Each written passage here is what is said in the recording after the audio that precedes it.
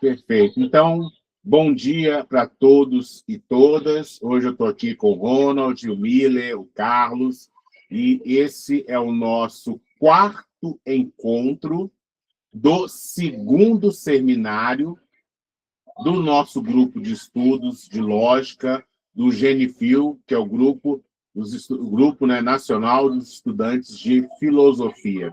Se você está chegando aqui agora pela primeira vez, eu recomendo que assista os outros vídeos dessa playlist, e também nós temos o curso de lógica contemporânea, né?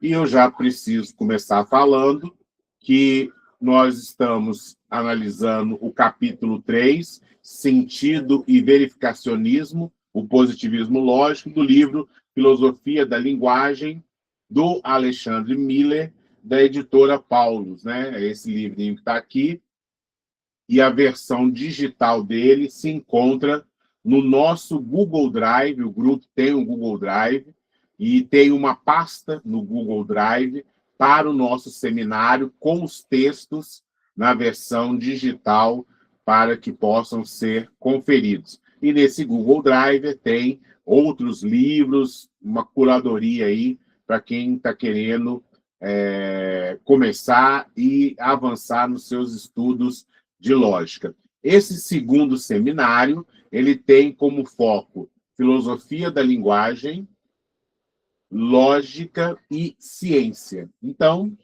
nada melhor do que começarmos com Aristóteles, que foi o nosso primeiro encontro, falando sobre a lógica, né? A lógica de Aristóteles teria consequências ontológicas ou epistemológicas. E nós sabemos que Aristóteles tinha uma definição para a ciência, né? E nós também abordamos nesse primeiro encontro. E aí, nos dois encontros seguintes, o tema foi orientado para o início da filosofia da linguagem numa abordagem contemporânea, com Frege e Russell, principalmente a questão do sentido e referência. Nós vimos como Frege elabora isso, nós vimos depois como alguns problemas decorrentes daí, principalmente do uso de nomes como o rei careca da França. Isso aí parece denotar nada, e como é que eu falo que isso é falso e verdadeiro? E Russell, que já trabalhava com o Principia Matemática, né? Eu já tinha escrito mesmo o primeiro volume do Principia Matemática, vai fazer o tratamento através das descrições definidas. Quem apresentou esse segundo e terceiro seminário foi a Iesca, ficou bem legal. E agora nós vamos para o terceiro capítulo. Em breve teremos o Ronald apresentando, Erison, o João Paulo. Então, é muito importante para que esse seminário funcione, para que ele seja melhor aproveitado, que todos e todas possam ler com antecedência o capítulo, porque são capítulos densos, e olha que esse não é o texto primário, né? A escolha do livro do Miller se dá porque ele traz trechos do texto principal e faz a apresentação teórica, né? Então, o seminário ele está indo de encontro a textos que fazem essa intermediação.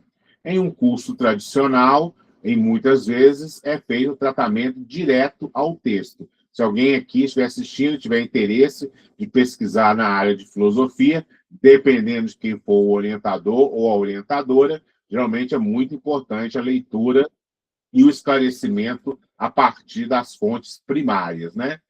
Então, feito todos esses elementos de preâmbulo, né? Vamos ter aqui uma apresentação para vocês, para que a gente pudesse se orientar. Edson, seja muito bem-vindo. Olá, bom dia, tudo bem? Como estão? Estamos bem, e você? Estou bem na medida do possível aqui. Sempre um Já... desafio, né, atrás do outro. Hã? É sempre um desafio atrás do outro. É pior do que escalar uma montanha. Ô, Né? Daniel, seja muito bem-vindo também, tá? É um prazer tê-los aqui mais uma vez. Então, vamos Amém. lá, pessoal.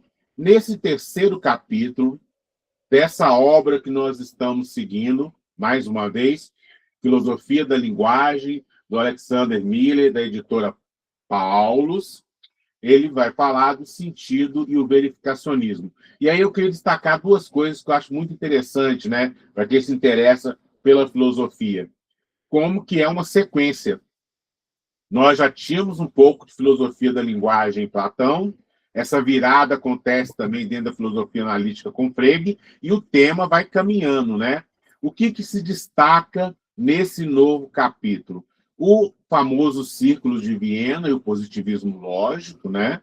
Essa abordagem lógica das questões epistemológicas e científicas. Inclusive, tivemos a pergunta do nosso colega lá no grupo. Então, para aproveitar melhor esse capítulo, pessoal, já vou adiantar que é de suma importância o nosso curso de lógica, até porque os positivistas estavam usando a lógica, influenciados pelo Wittgenstein, pelos textos de Russell também. Então, se você não se lembra dos conectivos lógicos, se você não se lembra de como esses conectivos lógicos são usados para determinar se algo é verdadeiro ou falso, a leitura desse capítulo fica ainda mais densa, né? E não tem como aqui, vocês estão vendo, tem 30 slides para apresentar para vocês, seria difícil fazer uma revisão do curso de lógica também. Então, se ficou alguma coisa fora do lugar aí, eu recomendo fortemente entrar no link que tem lá no nosso grupo e fazer o curso de lógica. Ele está gravado e pode mandar as dúvidas no nosso grupo. Essa aí é mais ou menos a ideia do nosso percurso. Vou falar geralmente o que está acontecendo nesse capítulo, e ele passa por esse grupo de temas, né? O princípio da verificação do Ayer, o Foster com a crítica e a tentativa, o a priori, e que onde isso vai nos levar, a abordagem do Carnap, das questões internas e externas, e, finalmente, né, como isso impacta na ética, e no holismo, que é já antecipando a apresentação que será feita pelo nosso colega Edson, a partir, então, da participação de Quine nesse ambiente todo. Só lembrando que nós estamos naquela situação, né? O que é ter um significado, o que é ter uma referência, isso ainda continua nos acompanhando aqui. Então, qual é o problema central aí que nós temos nesse capítulo, né? Delimitar o que é significado na linguagem. E, mais uma vez, pessoal, de acordo com uma abordagem filosófica, aonde se tem uma busca por construir uma teoria, né, que dê conta dos casos gerais e não dos casos particulares. Alguém pode falar, o significado é aquilo que a gente entende quando alguém fala algo com a gente, mas isso aí não é o suficiente, né? A motivação, além de toda essa discussão que estava vindo desde Frege, há, por parte do Círculo de Viena, um interesse muito grande pela ciência, e, geralmente, quando nós temos esse interesse pela ciência, a gente olha com muita desconfiança para certas teses metafísicas, né? Não só teses metafísicas de cunho religiosas, né, por assim dizer, mas que pareçam, por assim dizer, um tanto quanto sem sentido, né? E aí existe um texto muito famoso do Carnap, né, contra a metafísica. Ele se opõe ao nada nadifica, que é algo presente na obra do Heidegger, né? E aí já antecipa também toda a tensão que vai ter dentro da filosofia com a ascensão do nazismo, né? Um dos professores líderes do Círculo de Viena acaba sendo assassinado por um defensor do nazismo, né? Um aluno. Então, para quem tiver interesse, dá uma lida sobre os aspectos históricos aí, também tem muita coisa interessante. Tá, então como é que nós vamos, nós que estamos, né, no Círculo de Viena, um grupo de notáveis da época que se reuniam para estudar e tinham como figura de destaque e influente o próprio Wittgenstein, que foi ao Círculo, né? Eles pensam que criar um critério para a significância vai nos mostrar, de um lado, aquilo que realmente faz sentido e, portanto, por assim dizer, nós vamos nos debruçar para fazer conhecimento, por exemplo, para fazer ciência, e aquilo que não tem sentido e devemos deixar de lado, né? Por ser, mais uma vez, sem sentido falar daquele assunto. Então, é isso que nós temos que ter em mente para esse capítulo, né? E como que isso é construído, foi aquilo que eu mostrei para vocês, né? A gente começa dando o contexto da época, que era essa influência do Tratatus, né? O positivismo lógico é uma pesquisa após o Frege e Russell, portanto, aquilo que eu havia comentado aqui com vocês, né? Nós estamos agora tentando uma terceira abordagem do significado. Frege, com sentido e referência, foi a primeira. Russell, com a teoria das descrições, foi a segunda abordagem. E agora, esse grupo de estudiosos que estavam ali em Viena, na década de 20, né, formado por nomes muito importantes, né? Schilling, Carnap, Neuer, Hahn, Ayer, são alguns dos nomes aí.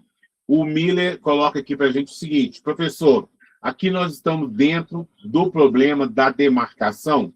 Miller, em certa medida, grosso modo, sim, tá?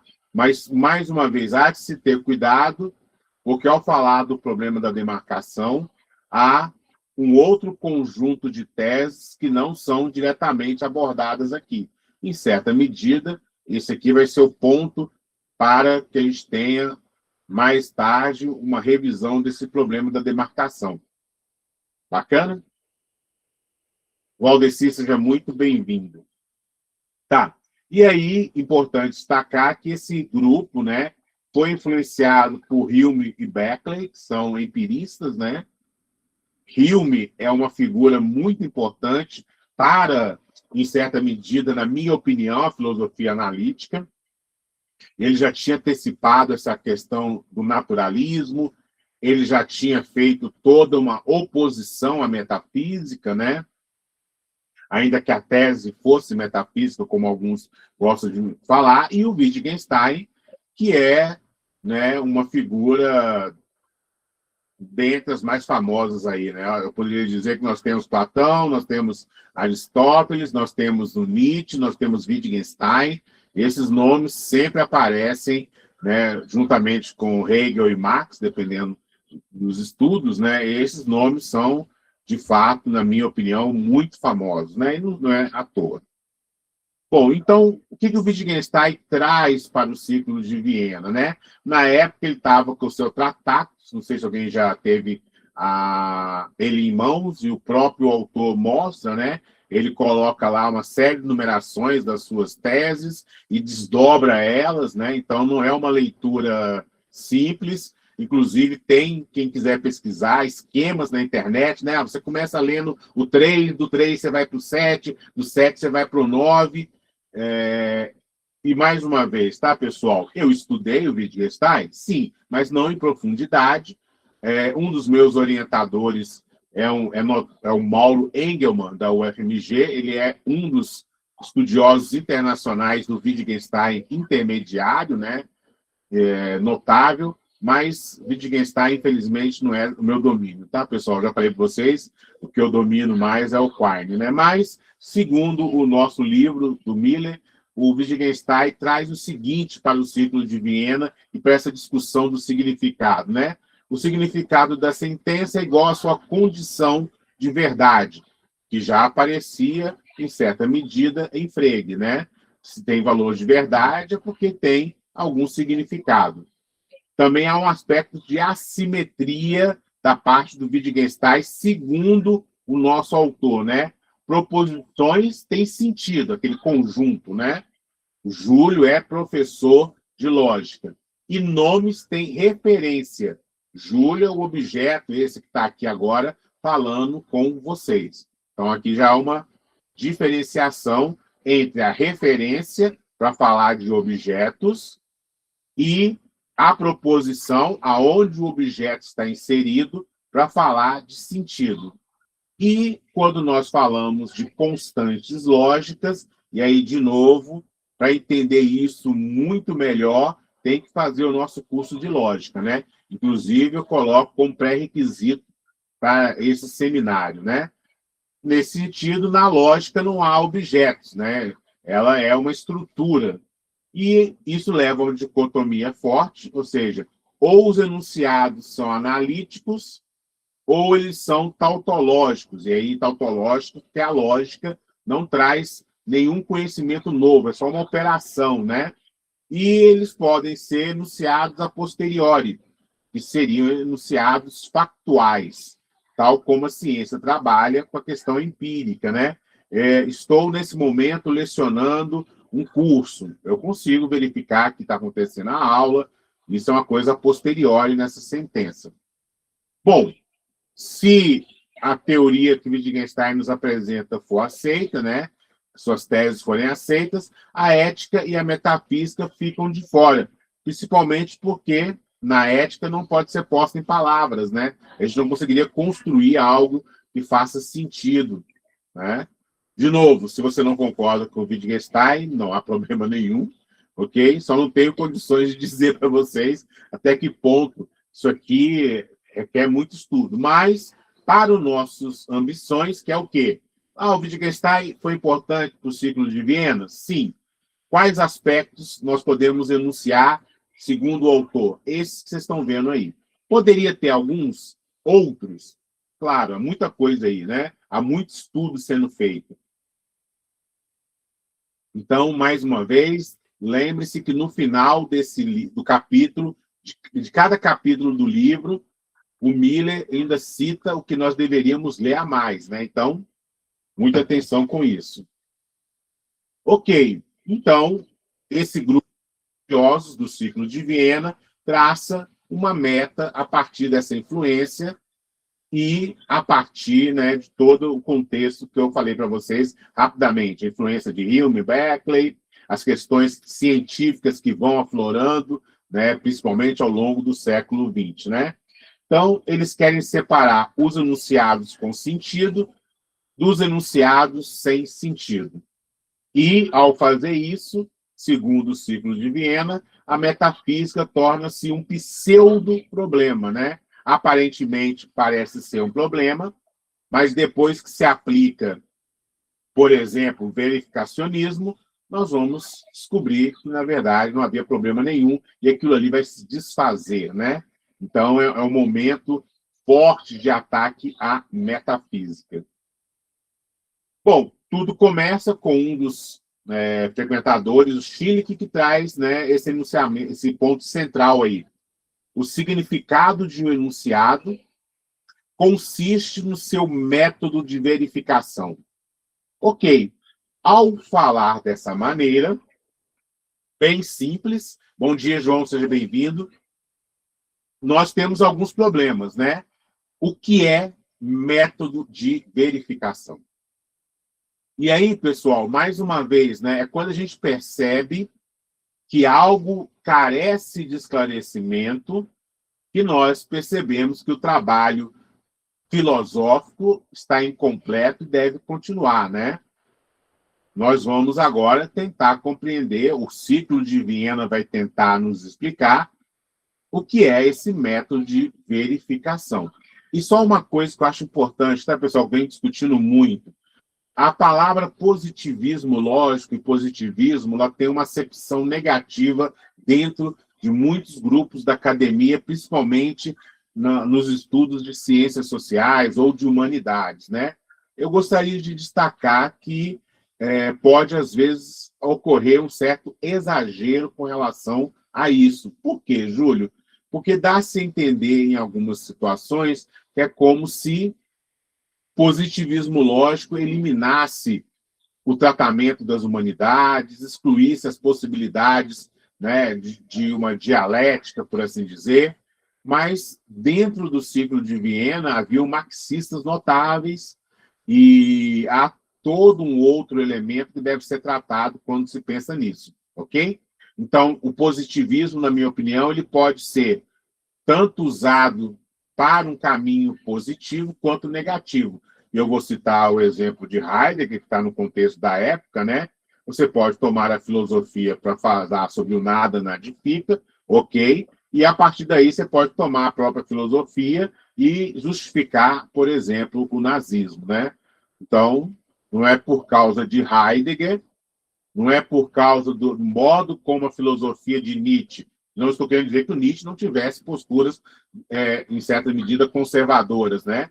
Mas o que o nazismo faz, através da irmã dele, é assim, elevar o negócio para além do que o próprio filósofo tinha dito, né? Então, a gente fica naquela situação. Vamos acabar com a filosofia, porque a filosofia conseguiu, em certa medida, apoiar o nazismo e tudo mais? Não podemos, né? Então, a mesma coisa, na minha opinião, para o positivismo lógico. Ok, então entra o Aya, né? Porque ele vai começar, então, a tentar dizer para a gente o que é esse método, né? Então, saber quais observações confirmam ou refutam uma sentença seria o objetivo principal desse método de verificação, né? Bom, mais uma vez, é claro que isso parece, num primeiro momento, fazer sentido, né? Tem uma garrafa de água na minha frente. Vamos lá verificar? Olha, pessoal, a garrafa aqui. Pô, tá verificado, tem uma garrafa de água na frente do Júlio. O problema é que isso é um exemplo, né? Eu dei um exemplo. Eu quero, filosoficamente, uma explicação, um argumento geral para qualquer situação. É aí que os problemas podem surgir, né? Bom, mas o Aya continua, né? Ele acha que essas confirmações estão compatíveis com qualquer experiência, né? O que não estiver na experiência, no sensível, no empírico, vai ser uma pseudoproposição, ou seja, aparentemente tem sentido, mas ao aplicarmos o método de verificação, ou seja, quais são as observações que confirmam ou não essa proposição, se não há, caímos numa pseudoproposição. Além disso, o Ayer vai tratar principalmente construindo essas proposições usando os conectivos lógicos, né? E, ou, se, então, para dar ainda mais, por assim dizer, um aspecto formal para tudo que está fazendo, né? Então, o ponto aí passa a ser o significado factual, né?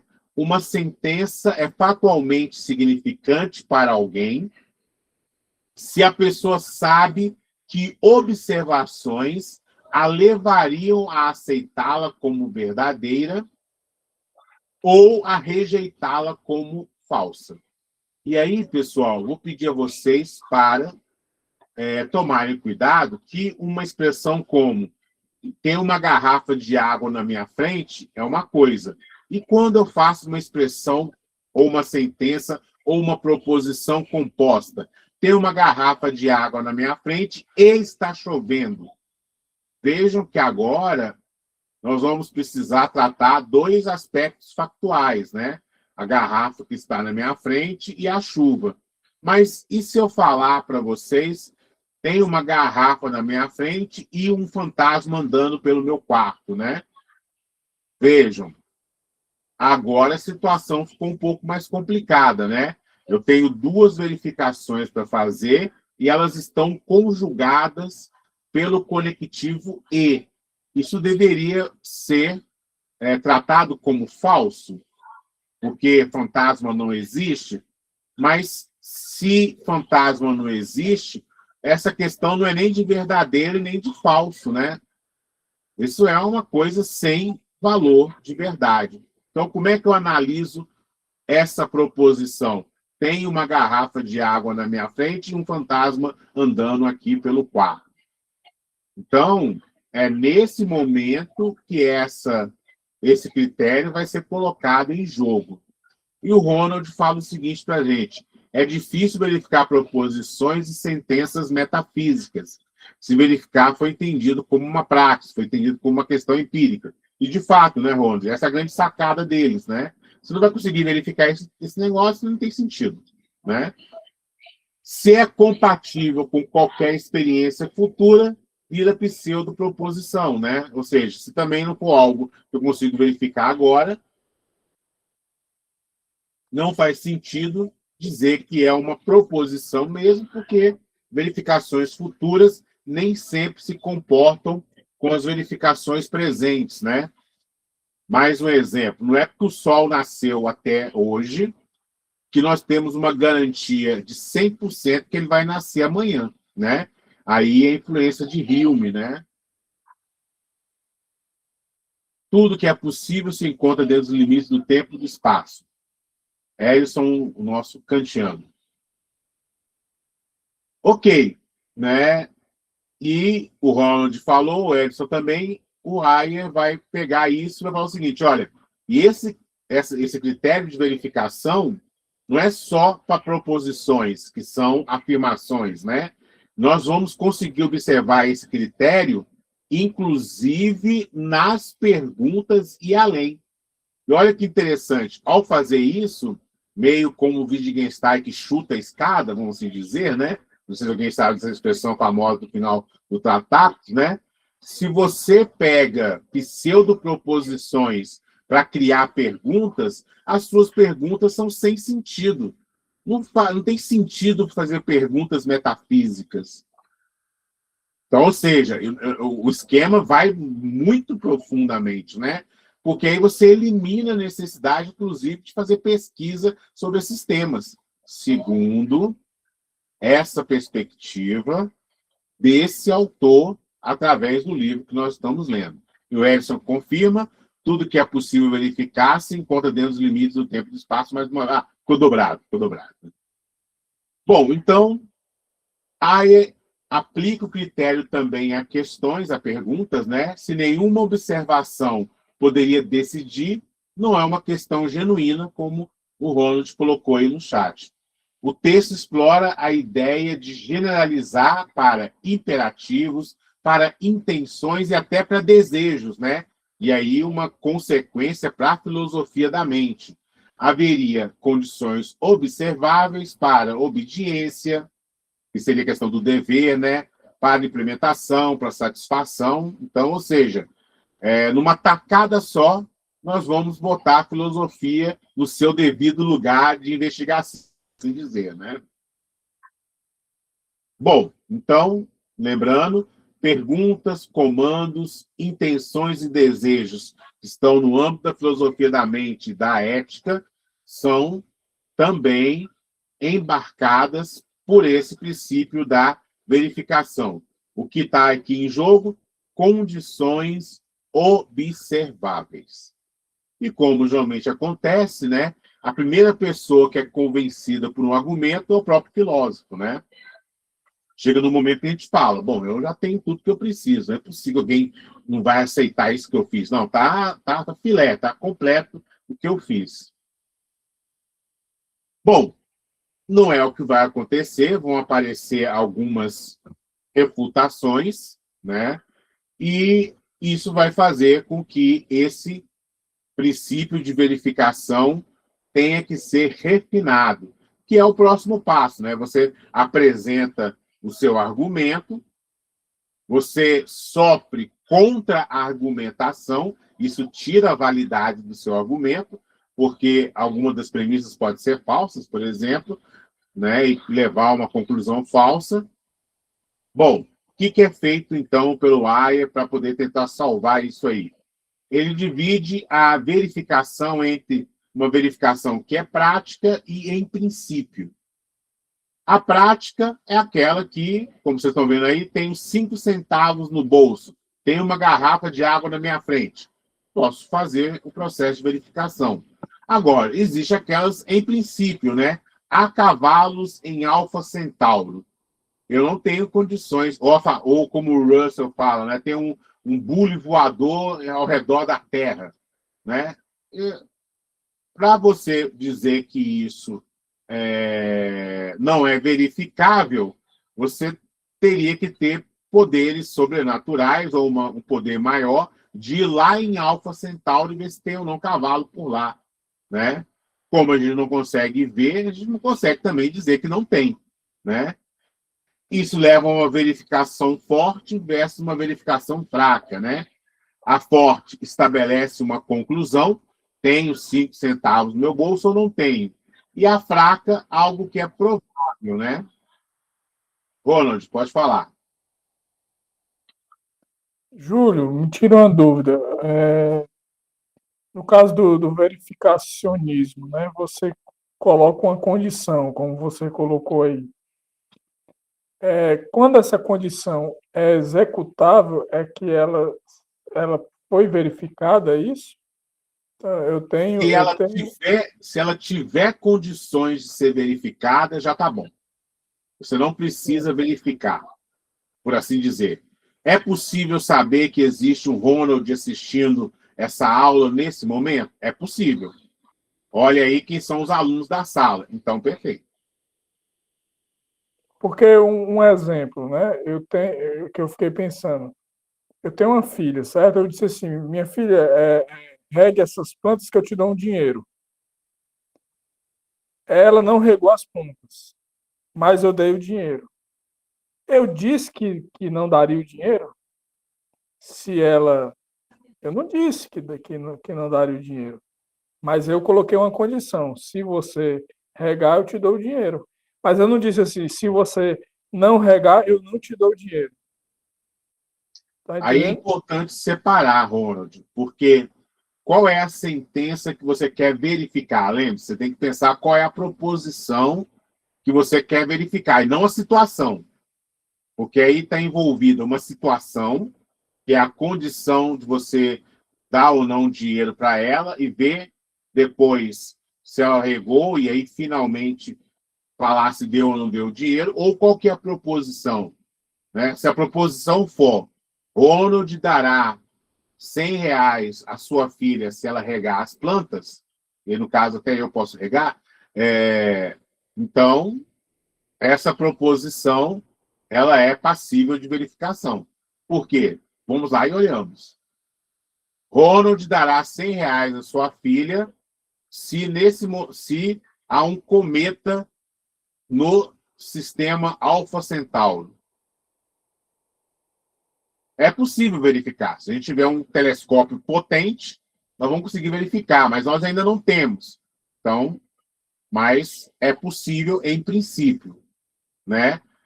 Um fantasma regou as plantas do Ronald. Isso não tem como verificar. Eu não acredito em fantasma. Fantasma não é perceptível. Fantasma não tem presença. Alguém pode ter construído uma brincadeira, uma zoeira, colocou um regador de pendurado numa corda fininha, balançando, e a gente estava vendo e achou que era. Isso não é possível ser verificado. Entendeu a ideia, Ronald? Consegui explicar? É a proposição, é a frase que você está afirmando, ou a pergunta que você está criando.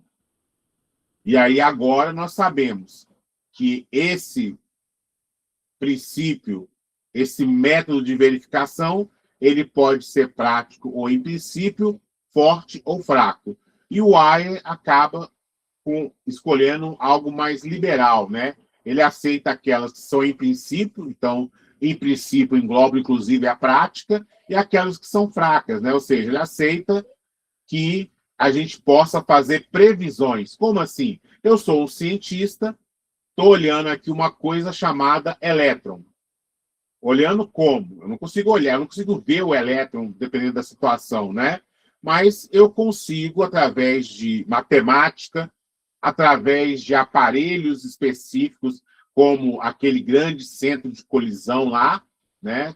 Fazer algumas chamadas medições. E aí, matematicamente, o que acontece? É bem provável que, se tem um elétron, tem que ter uma coisa chamada meson. E é bem provável que deve existir uma coisa chamada bóson de Higgs. Opa!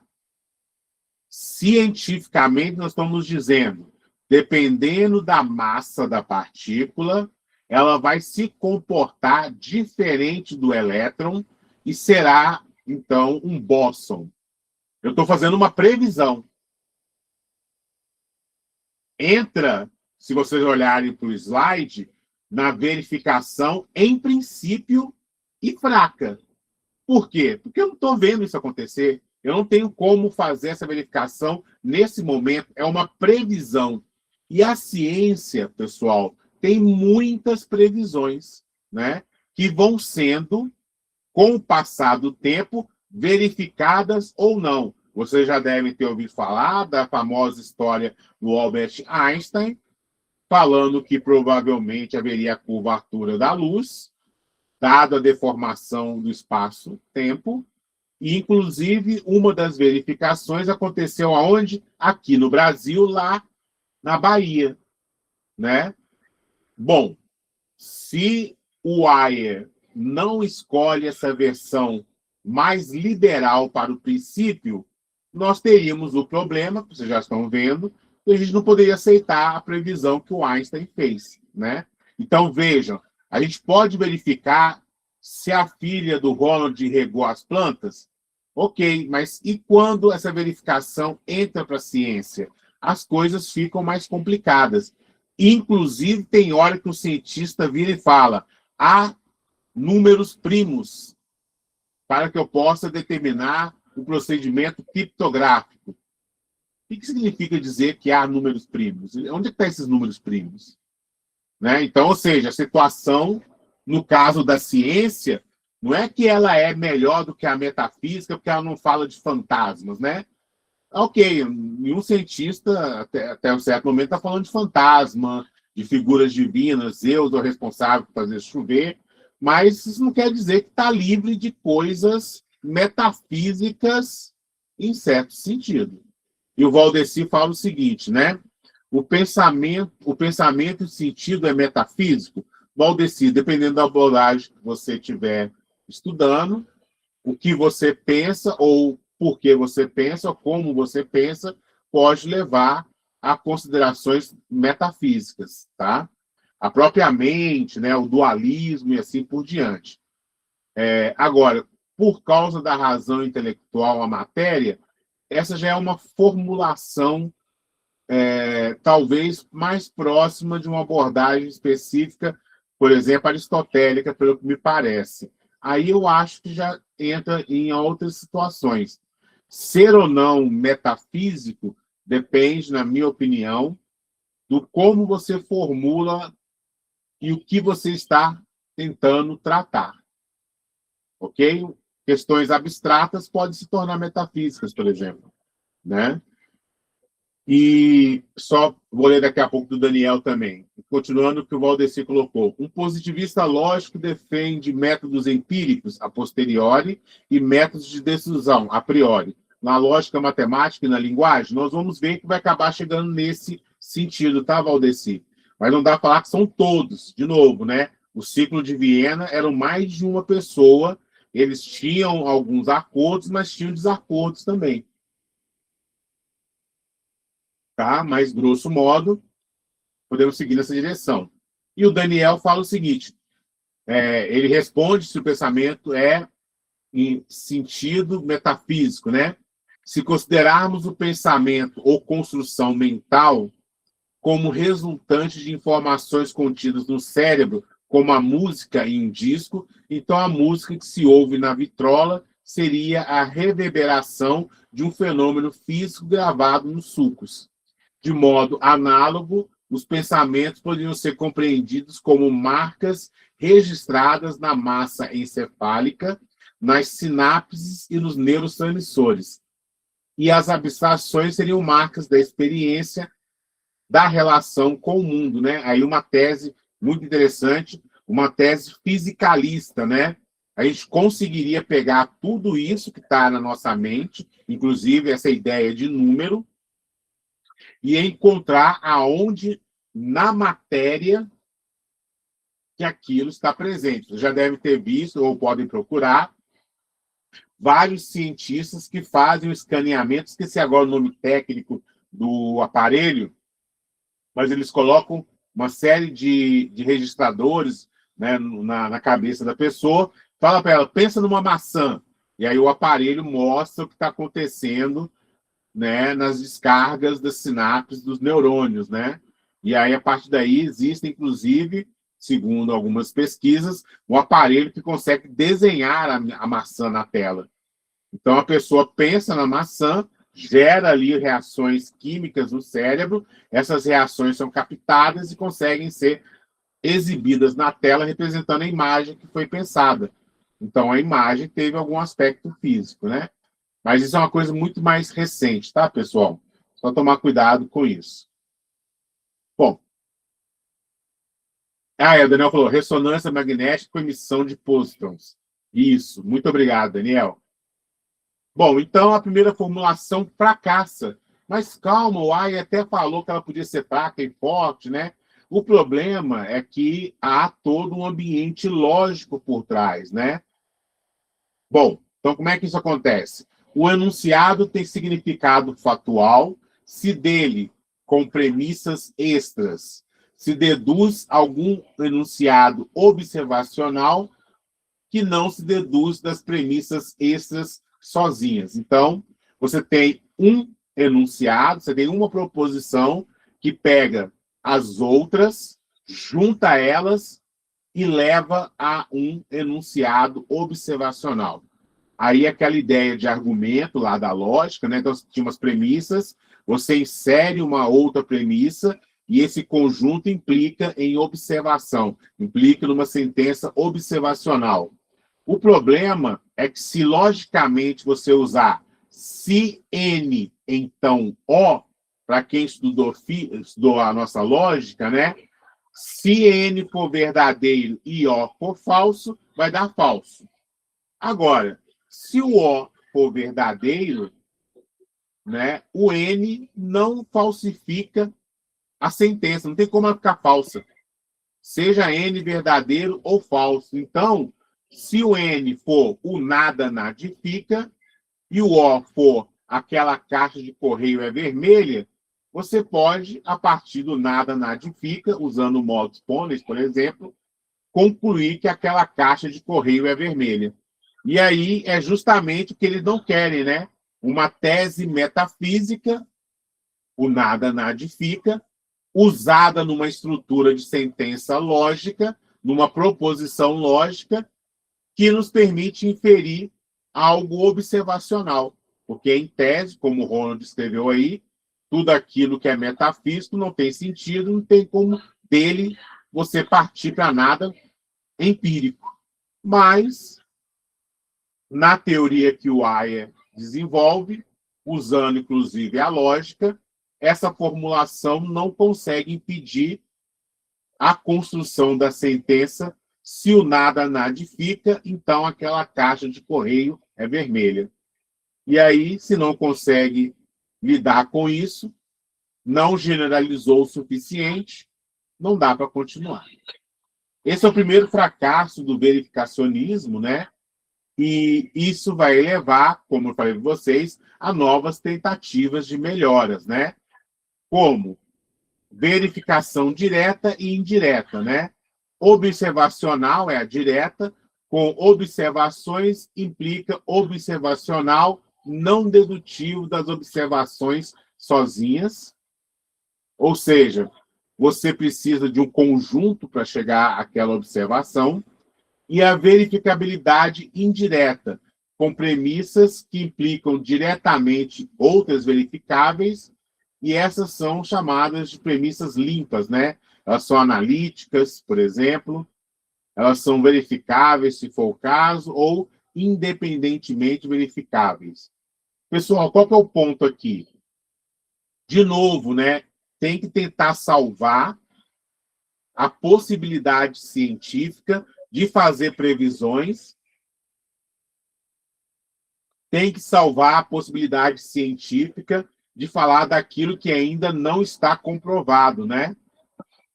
Só que aí o Church, que é um nome muito importante para a lógica, tá, pessoal? Junto com Alan Turing, é um nome forte na teoria da computação. Ele fala qualquer enunciável verificável, como uma sentença S, montada com observação 1, observação 2, observação 3 e o nada nadifica, leva a esse recurso novo. Ou seja, não conseguiram resolver usando, em tese, não só o princípio de verificação, mas a sua formulação dentro da lógica. Percebam, não é só explicar usando as palavras de uma maneira qualquer. A explicação tem que dar conta do uso da lógica, já que, fundamentalmente, a ciência, na hora de construir as suas teorias, constrói de maneira lógica, né? Mas aí, na hora de pegar o que o Ayer falou e colocar isso dentro da lógica, fracassa. Percebam, né? Aqui a junção de filosofia da linguagem buscando o que é significado, o que é sentido, leva a um princípio. Esse princípio se desdobra num trabalho lógico. E na hora que isso acontece, não dá certo. E veja, a lógica, ela é neutra, né? Ela é uma ferramenta que você está usando. Então, não é por causa da lógica em si que está dando problema, podemos assim dizer, né? Ou será que é?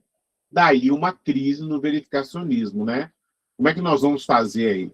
Jogamos a lógica fora, temos que ter outra lógica. As coisas parecem estar escapando do lugar, né? Então, vai se ter agora uma ideia baseada na evidência e no conteúdo das sentenças. Ou seja, nós vamos trabalhar com a evidência.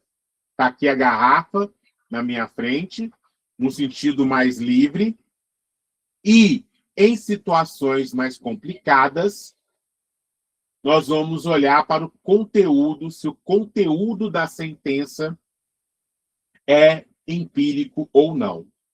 Então, nós vamos ter, primeiro, o princípio da evidência, né? Significado é igual a observações possíveis ou, né, relevantes para decidir se é verdadeiro ou falso. É um princípio mais liberal, porque preserva a ciência, como eu já falei para vocês, né? Agora, é vulnerável a contra-exemplos, mas poderia ser consertado impondo restrições à noção de evidência. Então, o problema agora, se vocês concordam comigo, é essa tal de evidência. Aqui no chat, pessoal, agora eu posso pegar pressupostos de uma ciência mais antiga, retirá-los para observar numa teoria nova, como a geometria não euclidiana que veio de Euclides. Nesse caso aí, Ronald, nós estamos mais numa perspectiva, quando é geometria, mais dentro da matemática, que há um problema de aceitá-la como ciência, né? Aqui as questões que eles estão tendo que lidar ao pegar essa geometria não euclidiana, eu consigo fazer observações, como é o caso da deformação no espaço da teoria da relatividade. Aí sim, ok? E não se preocupe, mais à frente nós vamos ter que abordar essa geometria nela, na sua própria base. E o João fala o seguinte, é isso que eu ia comentar. O trabalho deles é muito vinculado à lógica. Exato. Por isso, o positivismo lógico, né? Não é simplesmente o uso da nossa linguagem como um ato isolado da sua importância. Como a linguagem se articula, e aí a lógica é de suma importância, né? Isso implica que, para eles, a lógica espelha a própria estrutura da realidade? João, não totalmente ainda, mas Quine vai observar isso e, inclusive, está como um dos aspectos da minha tese, né, de doutorado. Como que o Quine observa esse espelho da estrutura e o Quine vai, de certa maneira, trazer a metafísica de volta. O Quine vai para a Europa, estuda com Carnap, né? E aí, como o Ronald está falando no começo aqui, é mais um caso, Freud e Jung, né, de oposição com quem você estudou. Aí nós temos o Russell e o Wittgenstein. O Wittgenstein se opondo ao Russell. E aí nós vamos ter o Carnap e o Quine. E o Quine agradece muito, né, a Carnap, mas o Quine vai se opor a Carnap. O modelo é um tipo de verificação? Ronald, depende de como esse modelo for estruturado. tá? Ok. Só dando continuidade, tá, pessoal? O significado, então, é igual ao conteúdo observacional, ou seja, em última instância, está dentro de uma linguagem observacional. De novo, mas o que é linguagem observacional, né? Se a gente tem uma pergunta, tem que ser esclarecido se a gente estiver fazendo, mais uma vez, uma investigação filosófica, né? É mais forte que o anterior, mas tem ameaças, né? As hipóteses científicas realistas. De novo, né? Hipóteses na época sobre o elétron não possuem, na sua formulação, um conteúdo observacional. Nós temos são indícios, nós temos resultados que não são diretamente observáveis, né? Hoje sim, mas na época não. Isso jogaria um pedaço da ciência fora que funciona. Igual nós temos a computação quântica, né? Estou até agora lançando um livro sobre isso, vou depois colocar no grupo lá para quem tiver interesse. Na computação quântica, você não tem a ideia de observar a coisa até ela chegar a um certo ponto. Se você olhar, ela vai ter um segmento definido. Agora, se você deixar de olhar, ela fica num campo de possibilidades, e essas possibilidades podem ser alteradas, e quando você olha, é que você sabe o que está acontecendo. Vamos ser sinceros, né? O que vai acontecer nessa computação quântica aí? Vai acontecer um zero, com uma chance de tanto. Mas com uma chance? Vamos olhar acontecer? Não. Se você olhar, aí vai ser outra coisa. Então, se eu não olhar é uma coisa, se eu olhar direto é outra. É isso mesmo. Qual que é o conteúdo observacional disso, então? Não pode observar. E lembrando, pessoal, nessa época aí já tínhamos a guerra Einstein contra os físicos da computação quântica, da mecânica quântica, né? E graças à guerra que o Einstein levou adiante, que um dos exemplos é o gato na caixa, né? A mecânica quântica tornou-se um elemento muito importante. Só um instante, pessoal. Vem cá, Alice.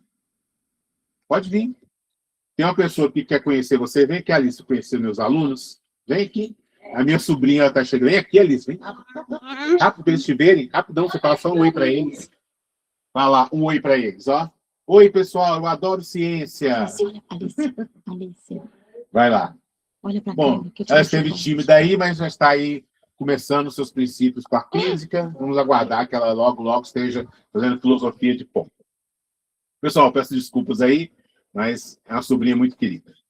Ok? Quem já tem aí já sabe como é que é. Bom, então, pessoal, vejam o problema, né, que nós estamos tendo que lidar. E o Harrison colocou aqui, né? Porque já o fato de observar altera o resultado. Então, tipo assim, é claro que eles estão acabando num certo ceticismo, né? Qual que é o ponto que vai vir nas próximas respostas? Olha, tudo depende do quanto cético você é. Se você não aceita que os elétrons possam ser considerados, porque a gente não está olhando diretamente para eles, é isso mesmo.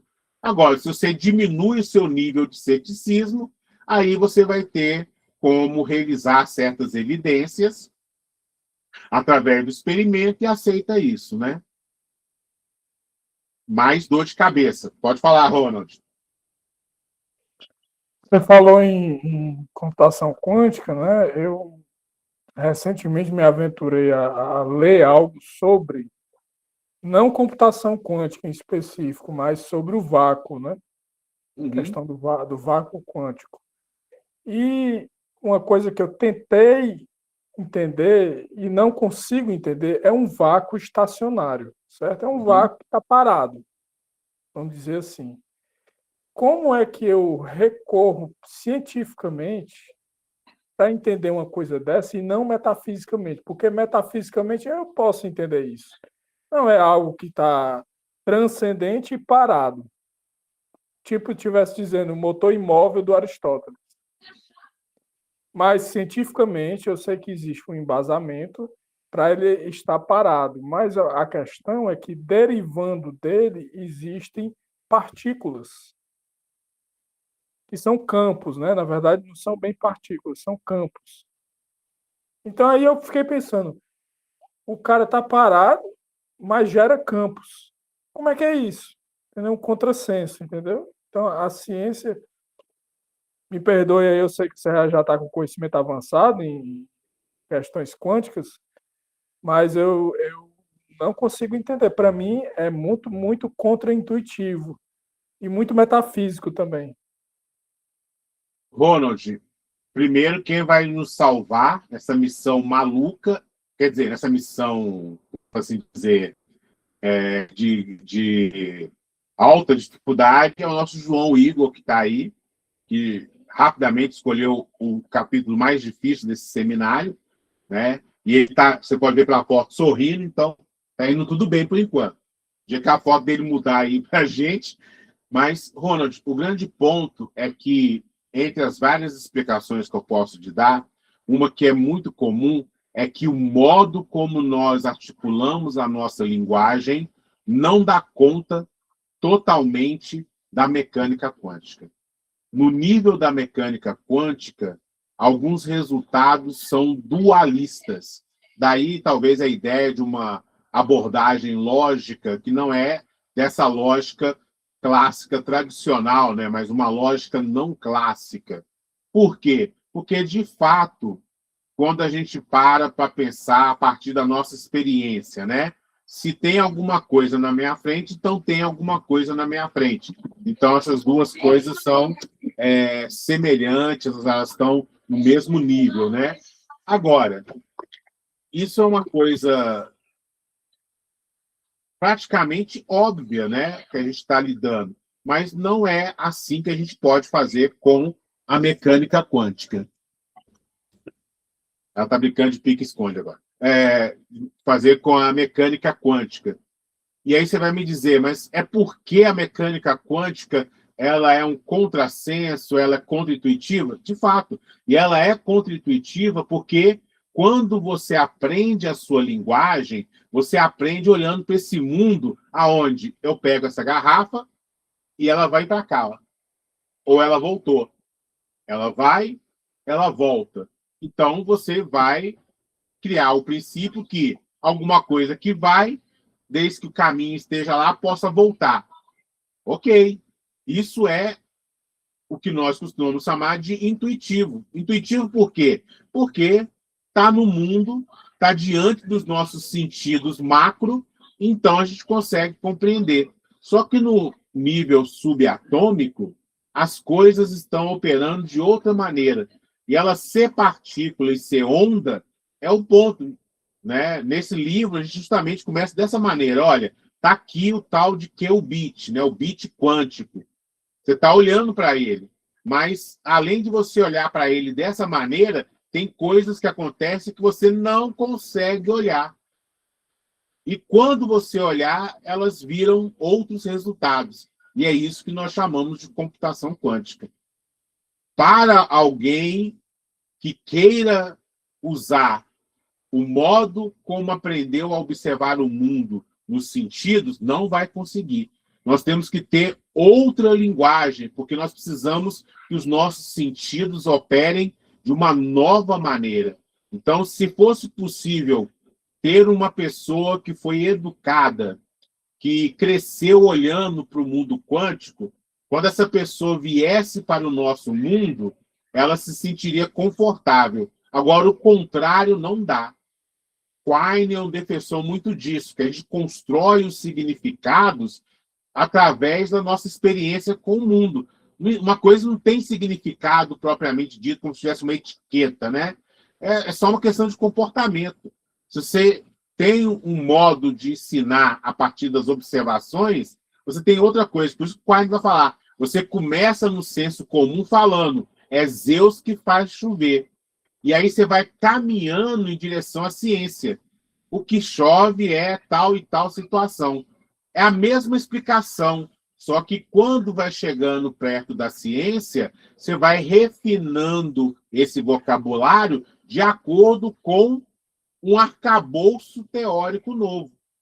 Mas alguém que está fora ainda da ciência, falando que Deus faz chover, essa pessoa não está incorrendo em um pensamento obtruso, né? Não, ela está olhando o que o sentido dela mostra. Eu olho, acontece um barulho do nada, estrondoso, e aí começa a chover. E eu aqui, toda hora que eu bato na mesa, eu faço barulho. Então tem alguém batendo no céu. Não é absurda essa questão.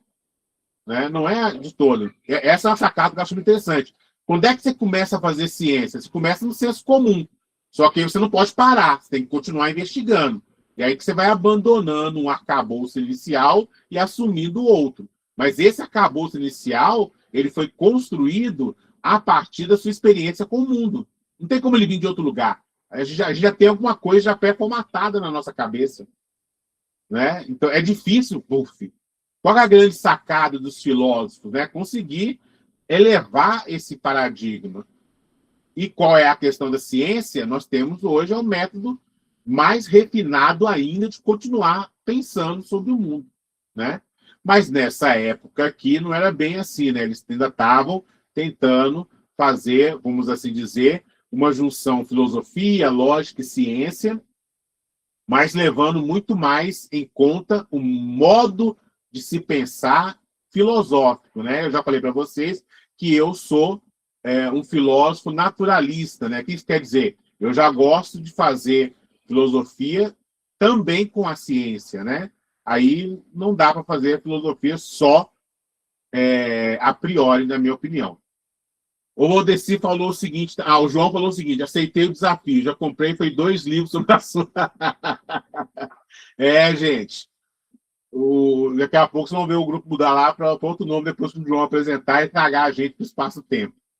E o Valdeci falou: o ceticismo propõe dúvidas aos conceitos filosóficos e científicos, na qual gera mudança nos conceitos acabados. Exatamente. O ceticismo acaba trazendo equilíbrio nas pesquisas. Em certa medida, sim. Agora, tomar cuidado, Valdeci, que se você estiver estudando epistemologia, lá o ceticismo tem uma característica diferente. O Edson depois pode falar, eu acho que ele tem mais conhecimento dessa parte do que eu. Tá? Alguém levantou a mão aí? Então, vamos lá.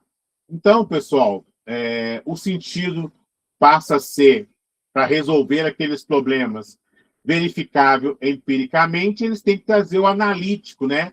Em que uma coisa é verdadeira pelo seu significado. Mas cuidado, o que é significado? Né? O solteiro é uma pessoa não casada. Isso é verdadeiro, não porque eu posso fazer uma verificação empírica, mas porque a definição de solteiro é ser não casado, né? É essa a questão que vai vir agora, mas isso traz um outro problema, né, pessoal? Por que a lógica e a matemática não são fatuais, né?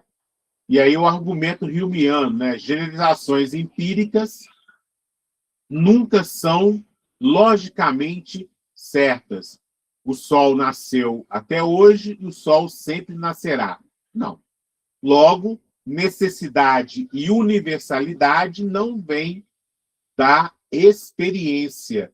Então, quando um matemático faz uma prova geral, nós não podemos dizer que esse pensamento matemático veio porque esse matemático estava olhando para o mundo empírico e do mundo empírico ele obteve a certeza do que ele está fazendo na matemática. A matemática opera a priori, em muitos casos, com muita força. Né? Existe matemática aplicada? Existe. O interessante é que a matemática aplicada é pegar aquela matemática que foi desenvolvida a priori e tentar jogar no mundo, né? Fazer engenharia. Então, ou seja, a experiência nunca garante universalidade lógica. Aí que vai complicar a situação mesmo, né, pessoal? A lógica não descreve o mundo, ela apenas traz regras linguísticas, né? Inclusive, tem um livro meu lá no nosso grupo, quem quiser olhar, que eu escrevi, chamado Aplicando a Lógica à Filosofia. E eu vou nessa direção, né? Antes de qualquer coisa, nós temos que ter um consenso sobre o que nós estamos conversando. Esse consenso é dado por regras da linguagem. E a lógica opera nessas regras. A lógica não é usada para descrever o mundo, né? A lógica não é como a nossa mente funciona, mas nessa perspectiva, que não é a dominante, aí lembrando, o Edson teve lá, né, no Dia Mundial da Lógica, na palestra do Guilherme, do Abílio, e eles falaram muito, inclusive, no comportamento da lógica ontológica, né? Então, esse vídeo o Edson até compartilhou lá com a gente. Então, quem tiver interesse, vai nessa direção. Ou seja, né, por questão de necessidade, quando você nega, você leva a uma contradição, né? Bom, isso faz, pessoal, com que a questão do a priori, por causa dessas questões matemáticas, retorne, e é claro que nós não vamos poder negar aqui o papel importante de Kant, né? Há questões que são a priori, a posteriori, mais sintéticas e analíticas, né? A dedução, então, que é esse processo a priori matemático, né? Torna o que está explícito em implícito. Não amplia os fatos, mas, na verdade, amplia a nossa compreensão. 2 mais 2, ou 1 mais 1 é igual a 2, mas eu posso usar a linguagem da lógica para compreender, através de sistemas formais, exatamente por que 1 mais 1 é igual a 2 e funciona qualquer coisa, né? Mas isso apenas ampliou. Não deixou de 1 mais 1 ser igual a 2, né? Só que aí isso é uma convenção da verdade, né? Nós estamos trazendo uma convenção para as coisas terem significado. E o Quine vai apresentar um argumento para falar, isso é um regresso ao infinito. Se a lógica justifica a matemática, o que justifica a lógica? E o que justifica a justificação da lógica? Isso nos leva, mais uma vez, a dizer que, por convenção, que a lógica é a base, não dá certo, né? Regressão ao infinito, uma explicação que explica uma explicação, que explica uma explicação, que explica uma explicação, estamos perdidos. Bom, para a gente fechar, pessoal, o ponto central aqui é que Carnap, um dos grandes nomes, né, um filósofo assim obrigatório, tá, pessoal? Com colaborações não só na filosofia, mas também na matemática, na física, né? Ele vai falar o seguinte, olha, quando nós estamos fazendo uma teoria, nós temos questões que são internas à teoria. E aí elas são tratadas como verdadeiras e falsas dentro da teoria. Agora, quando elas saem para fora, aí nós vamos ter uma decisão pragmática. Então, grosso modo, quando o cientista fala, na sua teoria, há números primos, isso é verdadeiro na teoria. Se eu trouxer para o nosso mundo real, aqui agora, né? Virar Valdeci, Daniel, Carlos, existem números primos. E aí o Valdeci fala, mas isso aí é uma questão metafísica, né? Eu não estou pegando no número. Eu não estou tocando no número. Onde é que está esse número? O que o Carnap vai falar? Olha, Valdeci, nós trouxemos essa questão para fora da teoria, não foi? Então, a decisão pragmática é que isso não faz sentido fora da teoria. Isso só faz sentido como verdadeiro e falso lá dentro da teoria. Fora dela, a situação não segue. E o Valdeci fala o seguinte para a gente aqui. A lógica provém indiretamente das convenções, sendo necessária para inferir a lógica. Aí, né? O que são essas convenções? É que o Quine vai se colocar contra, né? Então, isso leva a um debate ontológico que, para Carnap, são pseudo-debates. Quando os filósofos começam a debater a existência dos números, que são questões abstratas, isso é um debate vazio, né? O importante é olhar para isso como um debate sério somente dentro da teoria. Agora, elétrons funcionam dentro da teoria. e elétrons funcionam fora da teoria. A questão fica mais complicada, porque na época de Carnap não tinha como falar estamos vendo um elétron, mas já se tinha muitos resultados previstos, né? Então, a questão verificacionista acaba sendo, né? Os juízos éticos, a partir dessa perspectiva, eles não são verificáveis empiricamente, portanto, não são também analíticos, e eles não são, né, não são verdadeiros e nem falsos. Seria uma dessas consequências. Primeiro, não tem como verificar empiricamente, que eu sou uma pessoa que tem um juízo ético considerado como um dever bom, e eu não consigo analisar essa questão ética somente pelo significado ali das suas palavras utilizadas para formular esse princípio ético. Portanto, não são nem verdadeiros, nem falsos, nessa perspectiva, né, pessoal? Que é problemático. Vamos deixar agora o nosso especialista do grupo de estudos em ética, que está aí acontecendo todos os domingos, Edson, falar para a gente. Um estudante. Um dia eu me tornarei especialista. É porque o Wittgenstein ele tem uma conferência chamada Conferência sobre Ética, onde ele aprofunda exatamente esse ponto aí, né? Então, é uma referência textual que eu recomendo, mas você tem que já ter em mente os conceitos, as noções que ele desenvolve no tratado. Caso contrário, você não vai entender o sentido que ele, né, se coloca ali naquela conferência sobre ética.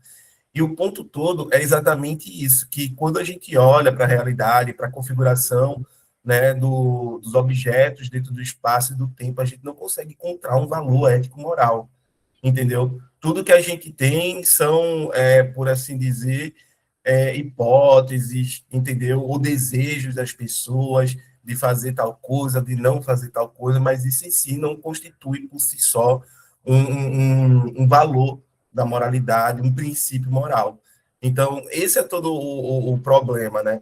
E aí o Wittgenstein, do Tratados, né, ele tem aquela coisa de dizer que não é uma questão, é uma pseudo-questão, certo? Não, a linguagem aqui ela não pode ser aplicada, é um mau uso da linguagem, né, que a gente está fazendo. E mais do que isso, né, beira o que ele chama de metafísica clássica lá. Então, a gente não pode ir por esse caminho, né, a linguagem não pode, por assim dizer, ser utilizada para essas reflexões, certo? Mas aí fica a dica, fica a recomendação, conferência sobre ética do próprio Wittgenstein. Ok, gente? Muito obrigado, professor Edson. Mais uma vez, lembrando, se você está interessado em questões éticas, se você também está interessado em Fanon, fique de olho aí nos avisos do GNFIL, que o Edson aí, além de analítico, além de lógico, também se aventura aí para esses campos. No caso do Fanon, ele está até se propondo a investigar Hegel, então ele sobe no nosso conceito, vocês já sabem, né? Nós sempre brincamos aqui que o Hegel é o nosso limite, né? Então temos nosso primeiro colega de grupo que se aventurar a esse limite. Esperamos que, assim como o João parece que está voltando lá do universo da quântica, né? O Edson consiga voltar do mundo do Hegel, né? Vamos torcer por vocês dois com muita força e alegria.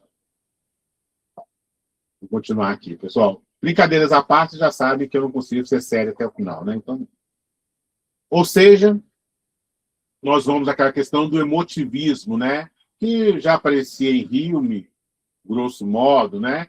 Aonde a gente aprova e desaprova as questões morais baseado nas nossas emoções, os sentimentos, né? E aí N questões problemáticas a respeito disso. Está resolvido o problema? Não, né? Porque aí o que é uma emoção genuína? O que é ausência de sentido? Não conseguimos falar a fundo do sentido. O positivismo lógico tentou, e o Carnap ainda vai fazer muito mais, tá, pessoal? Mas o que vai ficar a partir daí? Eles vão perceber que essas hipóteses empíricas que são importantes para a ciência, elas não podem ser analisadas uma a uma, né? Tem uma garrafa na minha frente, está chovendo lá fora. Na verdade, você faz um teste com um bloco E esse bloco, em conjunto, permite uma observação, e esse bloco pode ser alterado para a mesma observação. É uma imagem muito interessante de um dos participantes, que é o Noia, Noraf, que se escreve, né? Que fala sobre a ciência é um barco, né? Então você joga o barco na água.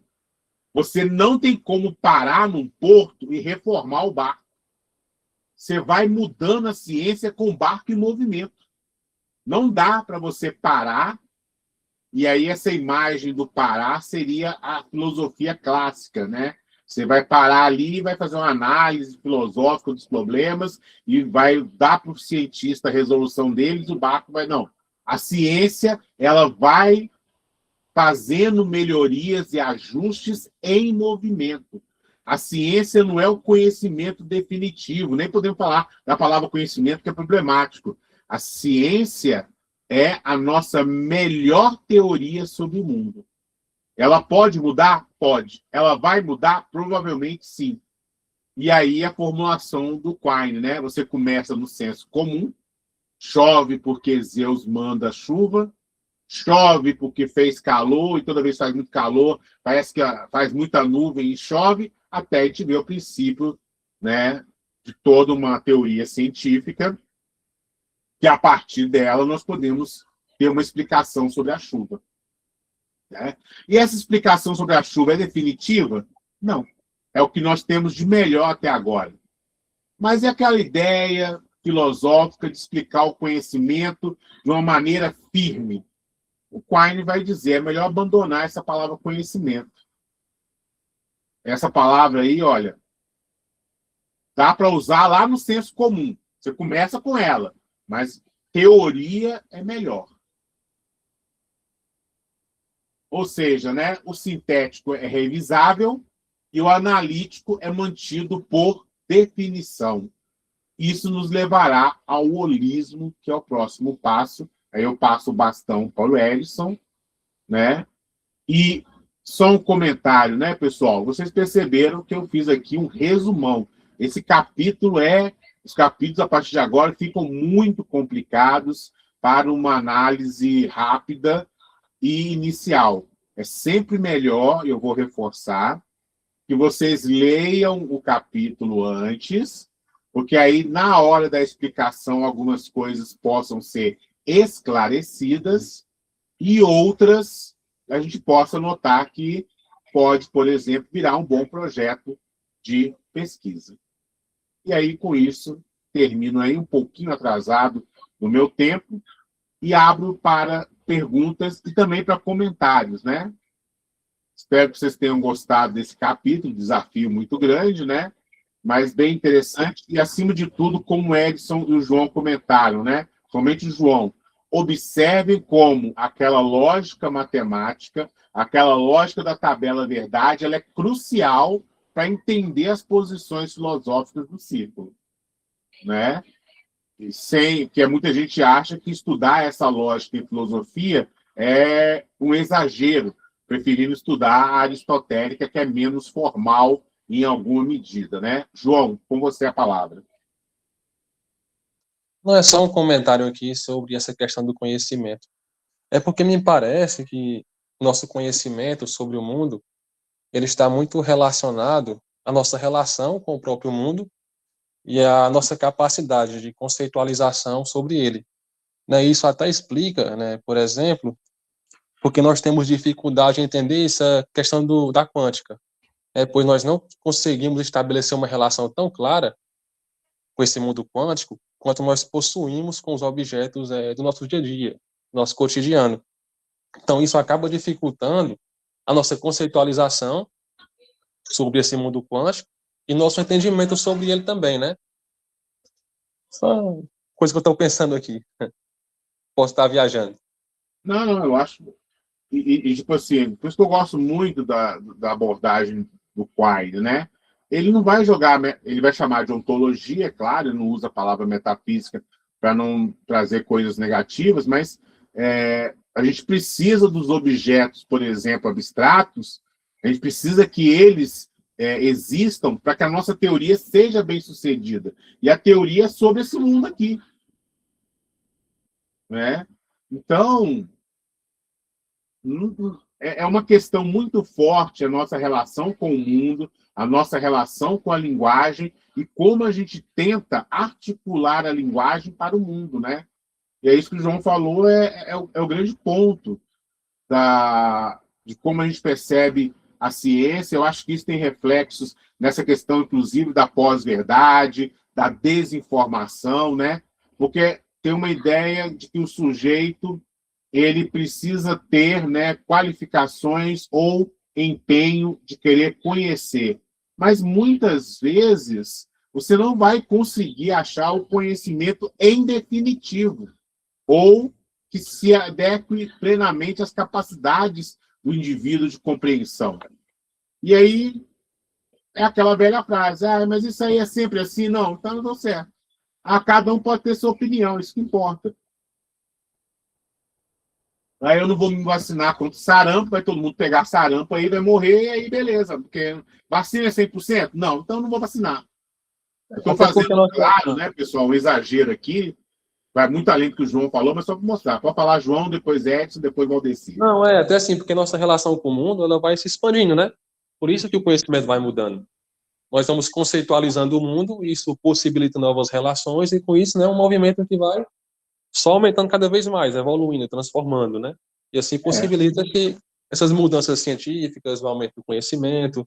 Então, aí estaria, assim, o limite real do conhecimento, né? Essa conceitualização nós conseguimos fazer em determinado momento, dado aquela relação, aqueles dados que nós possuímos sobre aquele assunto, sobre aquele universo de discurso. Perfeito. Edson? Um pouco na linha do que o João está colocando, eu lembro do Hume, né? Porque o Hume ele também tentou estabelecer os limites de até onde a gente poderia conhecer, até onde a razão humana poderia conhecer, né?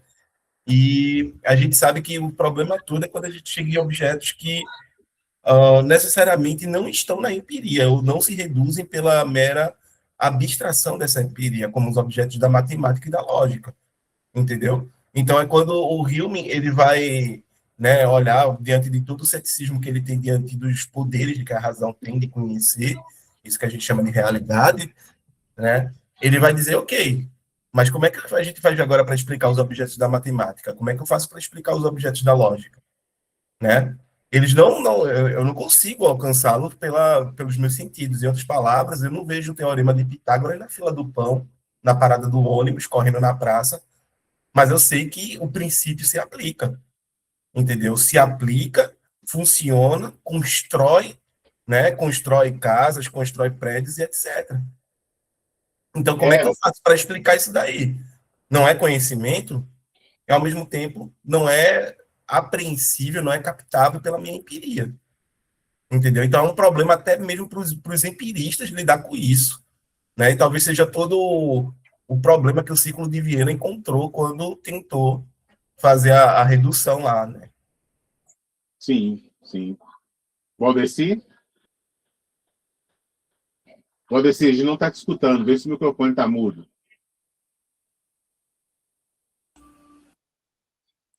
Está escutando agora? Aí, perfeito. Vai fundo. Eu coloquei no chat aí referente uma dúvida sobre o empirista lógico. Tem como verificar? Porque acho que eu gostaria de entender. É referente ao texto que nós lemos, que eu li o texto e fiquei na dúvida referente aos empiristas lógicos. Fala para nós aí. Qual que é, eu tô vendo que tem várias mensagens suas, você falou do ceticismo, falou do Quine. O empirista lógico defende métodos empíricos a posteriori e métodos de dedução a priori. Na lógica, matemática e na linguagem? Eu diria na linguagem. Porque a lógica é uma ferramenta, por assim dizer, é uma articulação que a gente vai usar para a linguagem dar conta disso que você está falando. Porque também a matemática é uma linguagem também, não é?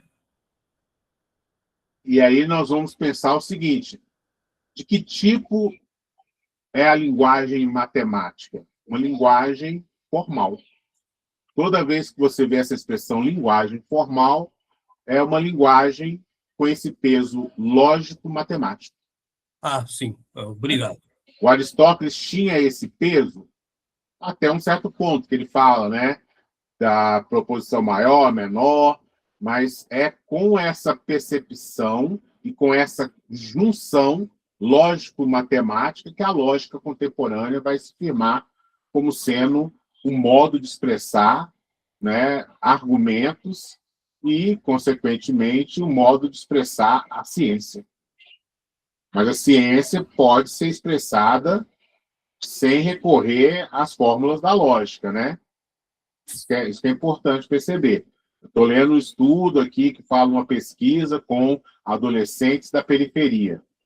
Esse estudo pode trazer alguns números, pode trazer algumas quantidades de entrevista, mas durante as observações sobre como a periferia reage, a cultura do funk, do samba, a importância disso para essa comunidade quanto entretenimento, eu não estou formulando aspectos lógicos no sentido forte, né? Estou articulando logicamente.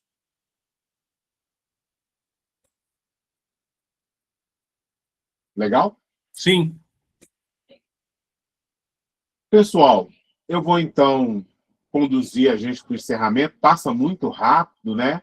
Mas eu queria mais uma vez reforçar o meu muito obrigado.